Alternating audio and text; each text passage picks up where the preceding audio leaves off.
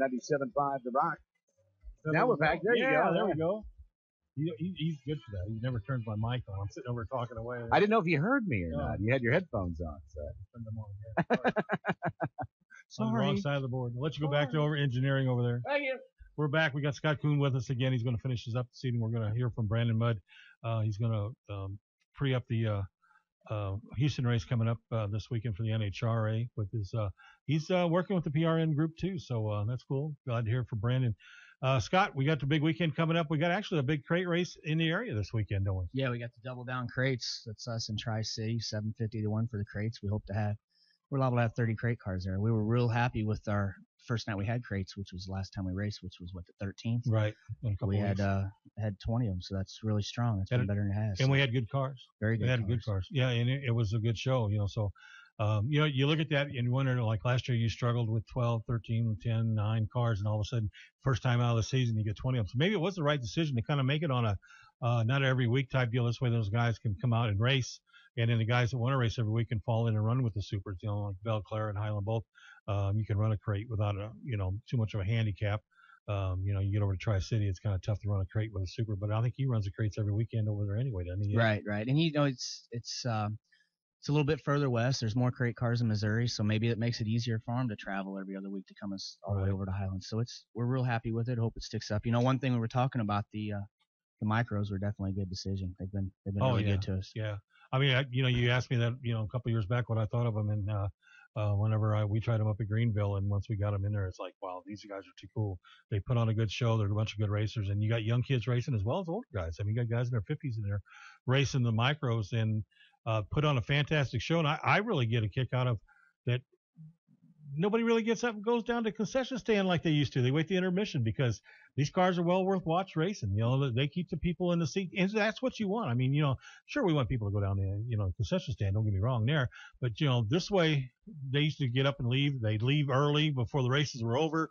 But they're sticking around watching these guys run, and they put on a heck of a show. So, yeah, I kind of missed not having them. Like last weekend we had the crates. I thought, we're going to have the crates. We're going to miss out on Michael, but we had a great crate show. Yeah. And the deal that you're doing with the Tri-City Speedway, that's kind of unusual, too. You're doing what you call a double down, and it's something that nobody's really tried in this area before is two tracks independent of each other are going to run this crates deal together.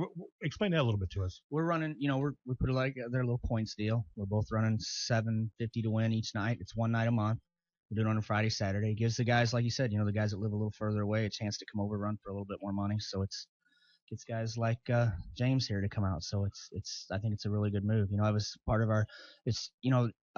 we got a race committee at Highland now that makes all the decisions, and it's made up of me and some Fairboard people and stuff. And I like a lot of the changes was made. The track seems great. They spent a ton of money on the track, a lot of work. Aaron Jelly, a bunch of people went out of their way to make our track really good this year. So, and it showed. The racing's been 2 and 3 wide. So at a tight track, sometimes that's hard to get. So we're real happy with it.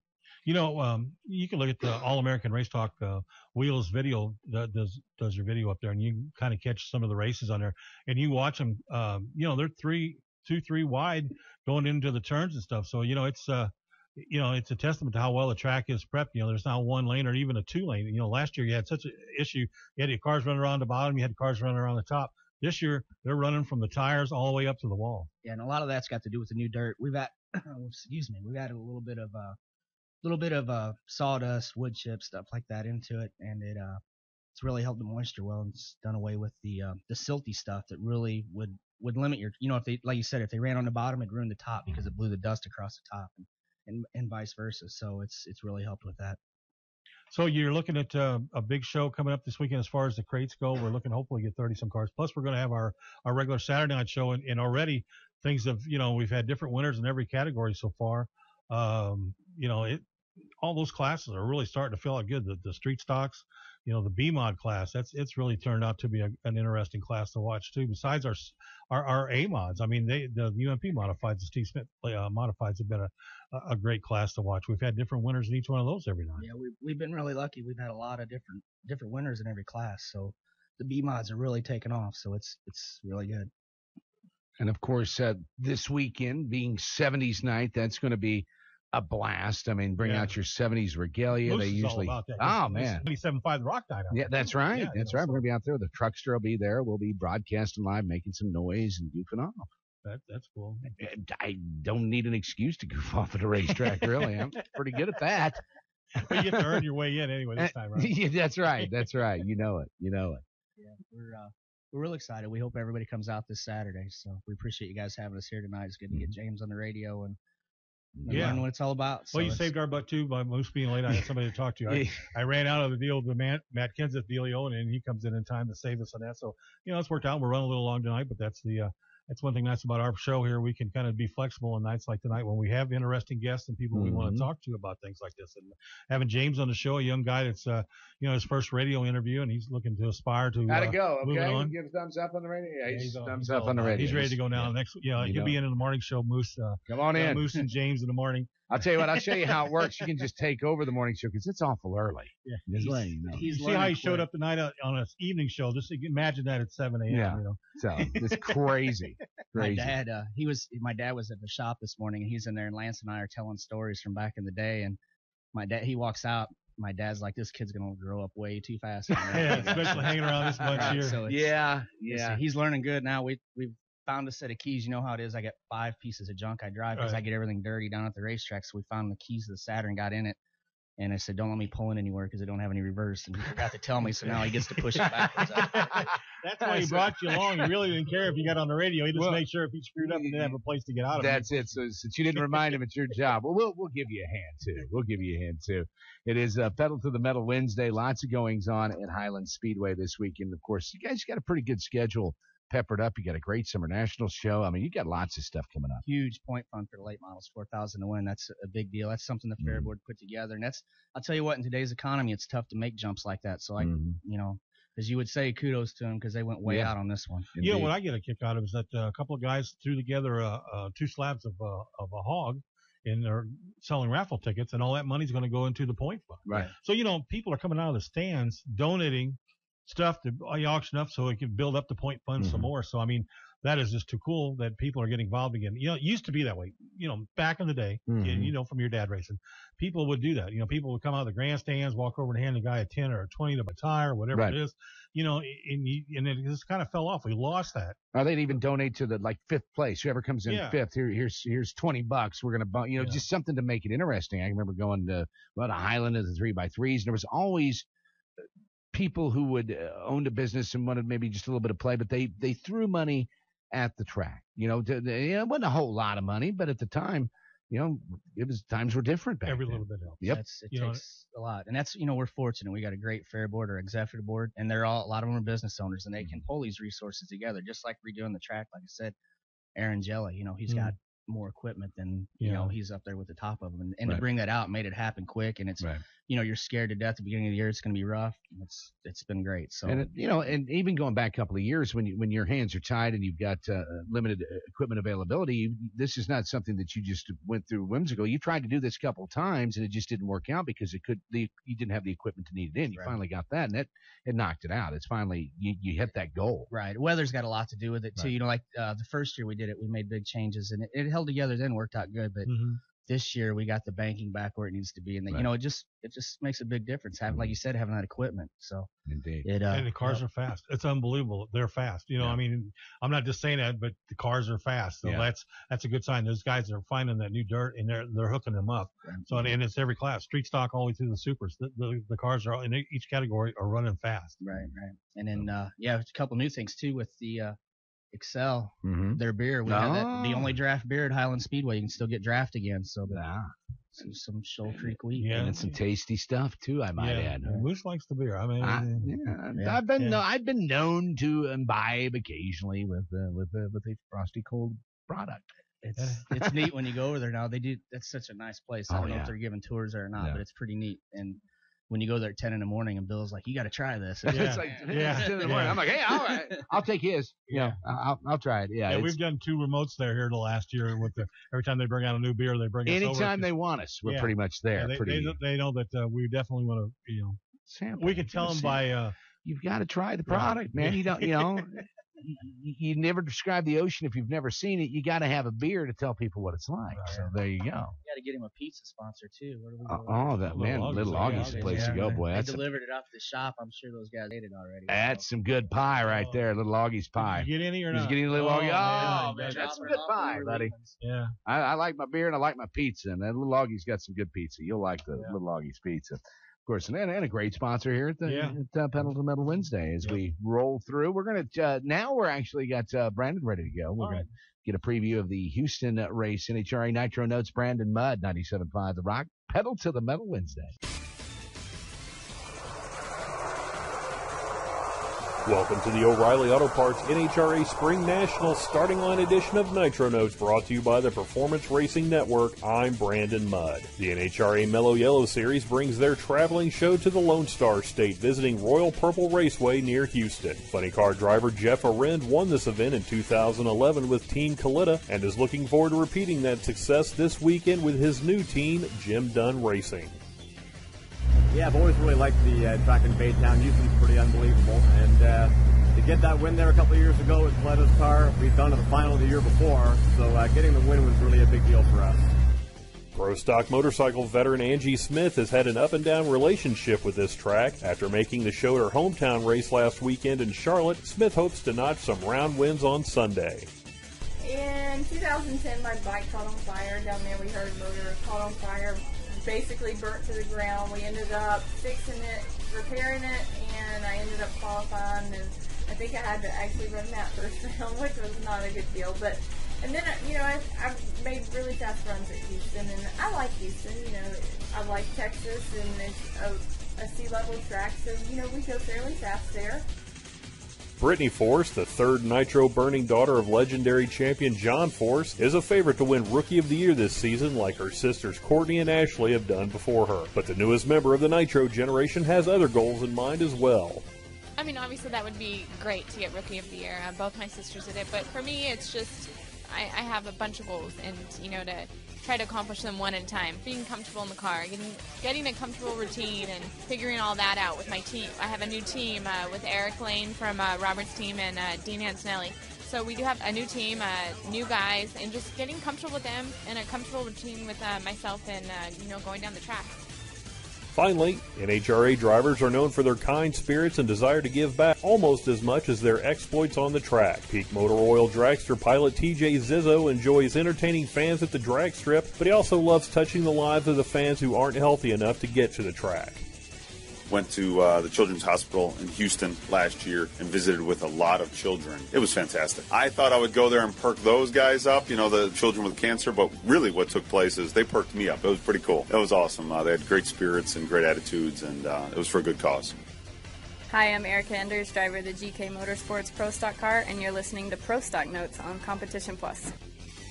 That's all for now. Be sure to tune into the Finish Line edition of PRN's Nitro Notes when we look back at this weekend's action at Royal Purple Raceway. Don't forget to check us out at GoPRN.com, at Facebook.com/Nitro Notes, and at CompetitionPlus.com.